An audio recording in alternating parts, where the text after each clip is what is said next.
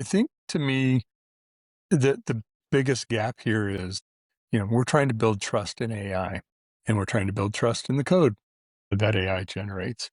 And now many people think of one of the best at writing code with Claude Code, has not only had a breach, but the response to it was, let's say, less than, you know, full throated. I wouldn't say, their response were things like, well, it was human error. This wasn't a security breach. There's no sensitive data or credentials that were involved and exposed. The model itself was not exposed. The weightings and that kind of stuff. They're rolling out measures to prevent it, of course. They recommend switching native installer and but as far as I know, there's no dedicated communication to what you should be doing, not just what they're doing to fix their problem, but the users of their technology should be doing. So let's take CrowdStrike. That was a great example of the right way to handle it. They were model. If you could say if there's some company you want to do what you should do in the event of a breach, it was fantastic. I'm sure there's even flaws in what they did in their disclosure and things that they can do better, but you don't see too many that were done that well. And so leaving this gap, where there is a vacuum, other things will fill the void, whether they're truth or rumor or false or whatever. So we're going to hear a lot of false narratives or unconfirmed narratives about what's really going on with this, when Anthropic should take the bull by the horns and not only fall on their sword and say, whoops, we screwed up and we're fixing it, but communicate with their customers what you should be doing, what you can do to help protect yourself given this situation. Yeah, no, I don't have much to add there. Thank you for calling out the CrowdStrike incident.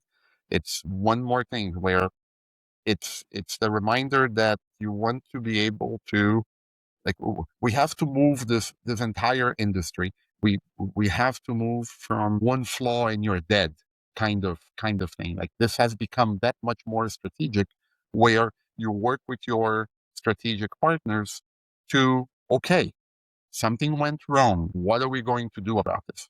Right. And I think that some of the narrative that we have within the cybersecurity bubble, sometimes it's a bit too much, true or false. Like, either you're great or you're crap kind of thing. And any little thing can blow up.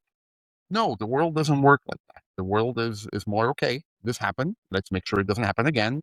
What are you doing and so if we can take one thing of this, is, like Mitch said, let's watch what Anthropic is doing for remediation and disclosure and And I think it's a good point, Fernando, because there's two schools of thought on security. It's, keep things out that shouldn't be in here, or limit the amount of damage it can do if it does happen to get in. And I think a lot of people for years have been focused on the first thing, right? Where it's like, we need to keep things out as much as possible. And that's the whole idea behind bastion hosts and perimeter security and stuff like that. But we also know that no perimeter security is completely impenetrable. And what you have to do is you have to create a scenario inside of your organization where, when things go wrong, that either the blast radius is minimized or the likelihood that the blast can spread quickly is basically marginalized to the point where I can put defenses in place. And that does not necessarily have to be an attacker. It can be something like this that happens, because effectively, when you share or inadvertently publish a file that contains sensitive information, you have breached your own perimeter, so to speak. So how can you slow that process down? And there's any one of a number of tools out there that can do it, but a lot of it comes down to policies and procedures, right? So next time, if you're going to publish a build, it has to be desk checked by a second person. Or we're going to look for certain files in there that are not supposed to be there, or, grant certain exceptions if they do need to be there, or there needs to be a framework and a process, because this is the way that human beings react to these problems. We can't imagine every conceivable thing that could happen that could blow something up or expose things. But what we're really good at is going back after the fact and going, we will never let that problem happen again. And we've built that over the years, layer on top of layer on top of layer of security. And yeah, sometimes it does feel smothering. And sometimes you look at these policies and you're like, why on earth am I required to have a 24-hour window between publishing for build and releasing to build?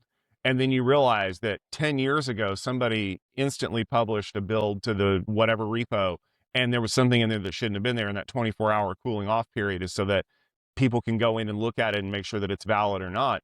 And you're like, but that's dumb. I wouldn't do that. And neither did the guy who thought that happened 10 years ago until it did happen. And now that's why we have the policies in place.